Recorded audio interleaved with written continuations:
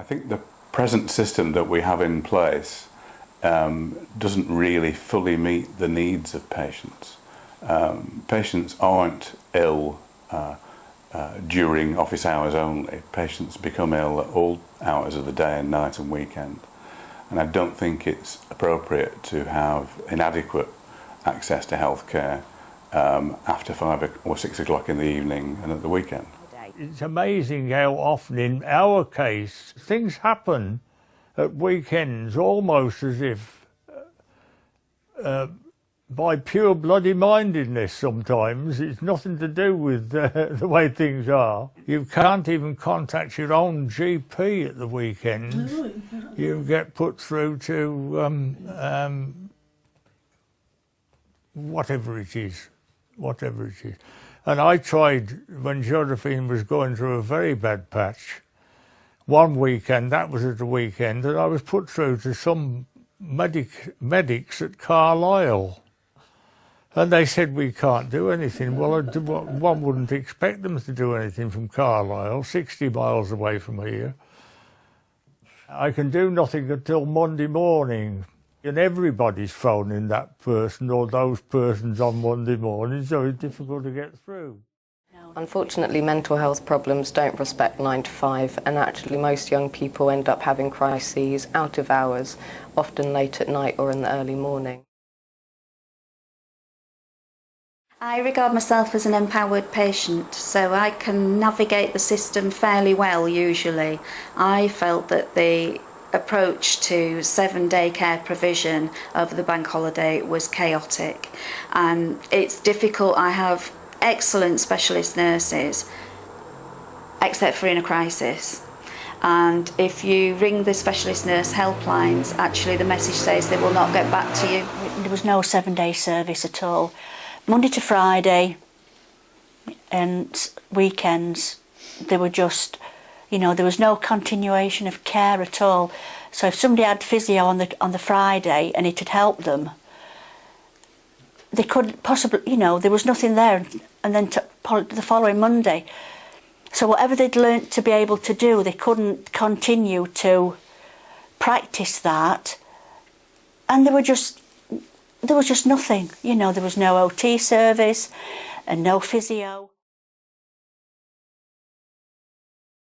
Because I don't feel that I can access 9 to 5 services, my other option is to go private or to pay for charity to have counselling, but unfortunately I can't afford this even with working full-time, so I'm in a catch-22.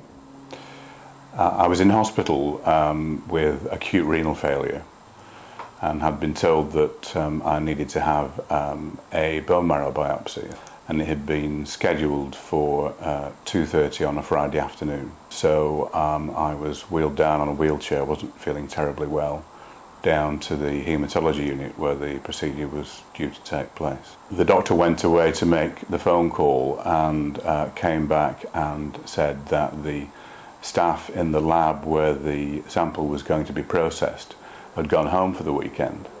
And I was really angry because this wasn't even evening or weekend. Everybody was being stood down that afternoon, and it seemed to me that the dots weren't really being joined up. We had one part of the hospital all geared up to do something, and the procedure couldn't happen simply because another part of the hospital had essentially finished work for the week. And she needed an MRI scan, and that's when the problems really began, because there was nobody in the hospital who could perform that MRI scan. They said to us that there was a waiting list, and the MRI was essential to sort of go ahead with the surgery to remove the cyst. It was quite a large cyst, the size of an inflated balloon. For the whole time she was in hospital, she was in incredible pain, constantly on morphine. Basically we had to wait 5 days before she could get that MRI scan that she needed. The surgeon, after examining me, looking at the blood test results, decided that the priority was actually to get a colonoscopy and biopsies done and a CT scan done. So I was actually prepped for the colonoscopy, sent to the colonoscopy unit, and then when we actually came for me having the colonoscopy, I couldn't do the biopsies. because there wasn't a CSSD pack, and CSSD doesn't work on a Saturday and or a Sunday or a bank holiday, so that was taking us to the Monday, and I needed treatment before then. I work 9 to 5 now, but I also do a 3-hour commute every day, so I tend to be out the house from 7:30 in the morning to 7:30 in the evening. And unfortunately, the mental health services in my area are only available from 9 to 5 during the week. So because of that, I had a very stark choice to make when I decided to start my job, and that was, do I stay in treatment and take time off work on a weekly basis and have my employers very aware of this, or do I stop treatment now and try and just focus on the job? So for me, personally, I chose not to have treatment, although it didn't feel much like a choice. Some of my medications, I need to see my GP before she'll prescribe them again, and so that involves obviously getting a GP's appointment, which is unfortunately a lot easier said than done with my surgery. Some of my medication I can get on repeat prescription, so that's a lot easier because I don't actually have to make an appointment. But often I do have to see my GP before getting medication. And for me to see my GP, I have to take a morning off, or at least sometimes even a whole day off work.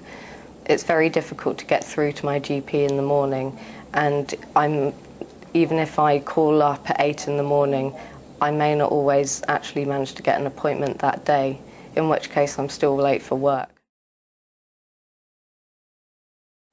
For me as a patient, 7-day working in hospitals means that instead of just feeling as though I can only have access to healthcare during office hours, 9 to 5, which really is actually a relatively small proportion of the week, that I would have at least some access to healthcare in the evenings and at the weekends. Well, we have this conversation about a parity between mental health and physical health, but actually for me 7-day working is about having a parity of esteem for each day of the week, and understanding that mental health, physical health problems don't respect 9 to 5, Monday to Friday, and actually we need services that are appropriate and acknowledge that. I think the impact of using patients and their experience in terms of designing 7-day working is that essentially patients know what their needs are. They have experience of being ill sometimes in an evening and at the weekends, and having experience of the lack of access to care during those hours. So I think it's important that patients and patient experience is used in order to design a service which is more holistic in nature. The impact that patients and carers can have on developing services is huge. And when I first discovered participation, it blew my mind. I mean, the idea that not only would someone ask about my opinion on the service itself, but actually care about the response was a really big thing for me. And over the last couple of years, I've done a lot of work in service development. And I find that young people's stories and, patient stories can be really powerful, and they can show professionals things that they might have missed before. I think what's missing is senior physician and surgical input, and also access to diagnostic tests in the evenings and at the weekends, so that the system as a whole can still work during those hours. We can't choose when we're ill, and we can't choose what services we get a lot of the time. So please try and see things from our point of view and see it through our eyes.